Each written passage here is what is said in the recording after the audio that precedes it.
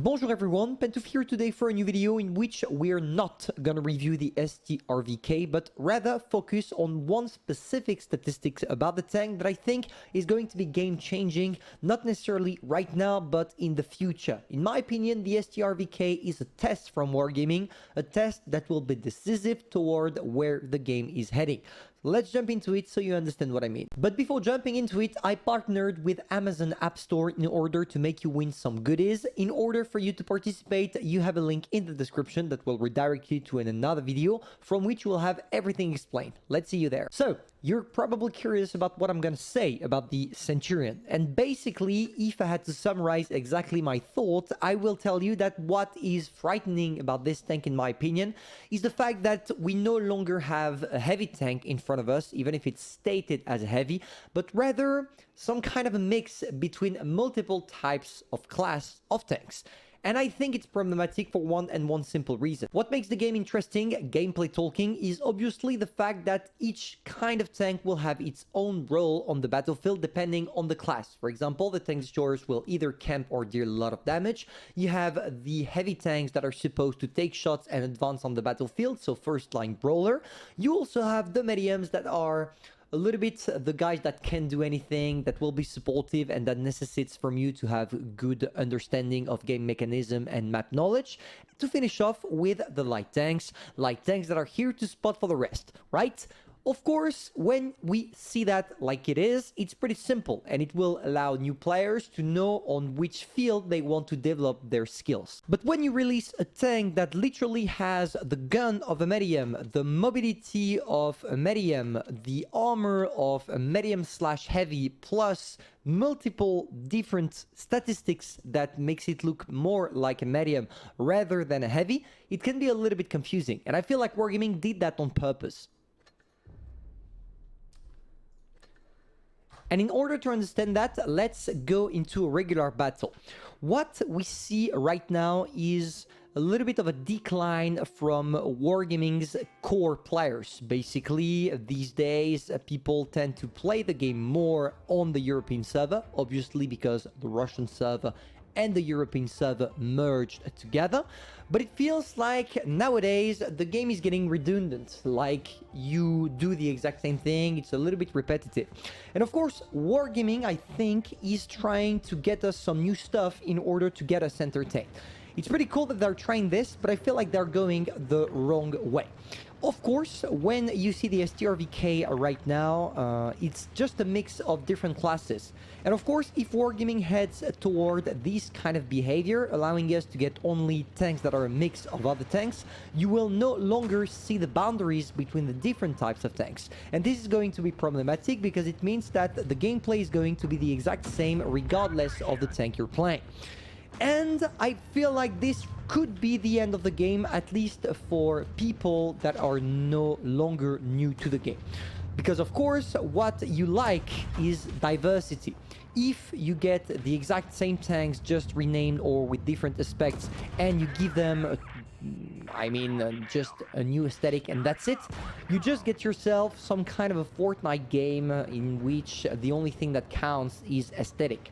And we already see that, and it's a good point, I'm not criticizing this. We see that Wargaming is focusing really hard on the aesthetic part of the game, because right now we do have access to multiple camos that are beautiful. Last one being the one we're currently playing, the STRVK, and I feel like it's probably not gonna stay like that. I mean, you can't really rely on that and just that in order for you to be a competitive game or being a game that people love playing again and again and again.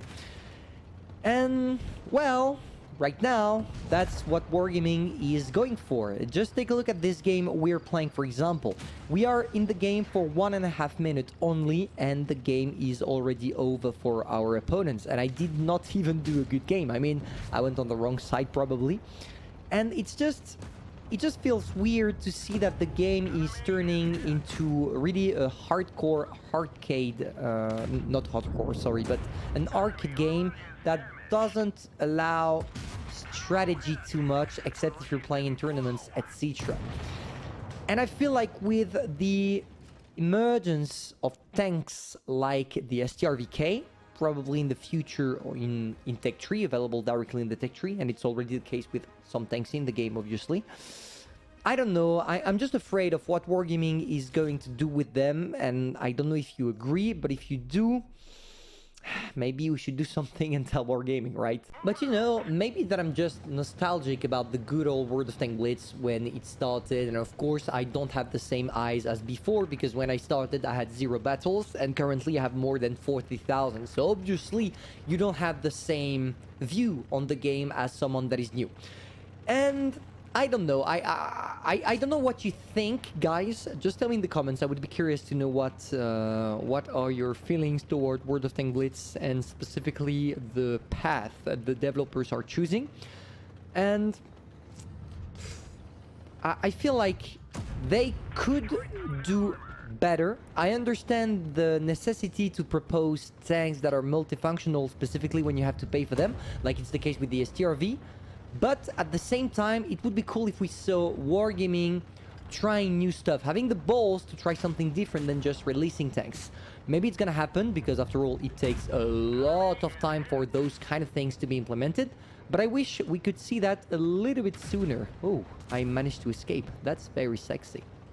Alright, let me try a little bit to help that poor E100.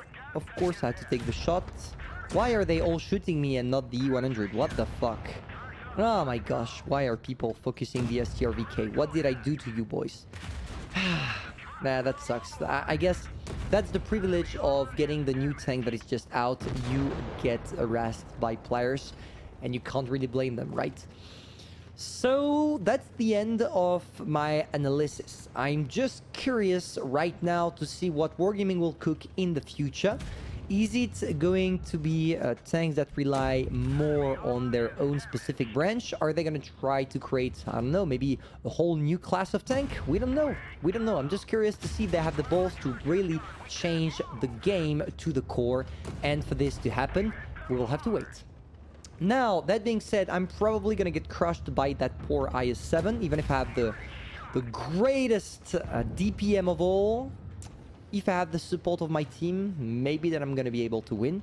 For those of you that managed to acquire the STRVK, good job. Tell me what you think about it in the comments, because I would be curious to see if yes or no you guys managed to make something out of the tank. Personally, I like it because it's a little bit different, but it just feels like it has no personality. It's just another lame good tank, because right now Wargaming used us so much to tanks that are versatile that you no longer have the taste for them.